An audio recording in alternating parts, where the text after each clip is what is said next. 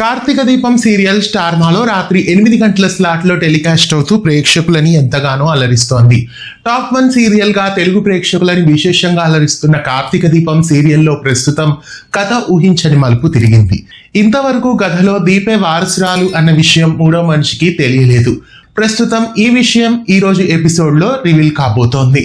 కార్తీక దీపం సీరియల్లో దశరథకి దీపే తన కన్న కూతురు అన్న నిజం ఇప్పుడు తెలియబోతోంది. రేపటి ఎపిసోడ్ లో ఈ విషయం బయటపడబోతోంది. ఈ రోజు ఎపిసోడ్ లో జ్యోత్స్న తన సొంత కూతురు కాదన్న నిజం, అలాగే పారిజాతం పిల్లల్ని మార్చేసిన విషయం, దాసు కూతురే జ్యోత్స్న అన్న నిజం ప్రస్తుతం దశరథ రామయ్యకి కార్తీక్ చెప్పేశాడు. ఇక కథలో తర్వాత ఏం జరగబోతోందంటే, తన కొన్న కూతుర్ని ఏం చేశారు అని దశరథ ప్రశ్నిస్తాడు. ఇంతకీ కూతురు ప్రాణాలతో ఉందా లేదా తనని పారిజాతం చంపేసిందా అన్న నిజాన్ని ఇప్పుడు అడుగుతున్నాడు. రేపటి ఎపిసోడ్ లో దశరథ కూతురు ఎవరన్న నిజాన్ని నోటితో చెప్పకుండా కార్తిక్ డైరెక్ట్ గానే ఆమె ముందుకు తీసుకెళ్లి చూపించబోతున్నాడు.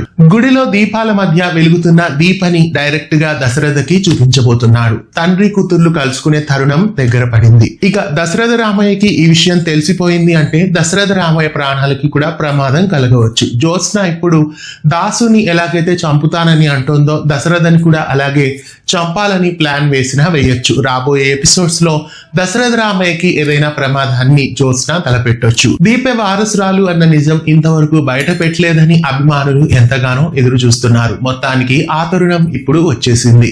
మొట్టమొదటగా దశరథ రామయ్యకి ఈ నిజం తెలిసిపోయింది. ఇదివరకే జ్యోత్స్న మీద అనుమానం కలిగిన దశరథ రామయ్యకి మొదటగా ఈ నిజాన్ని రివీల్ చేశారు.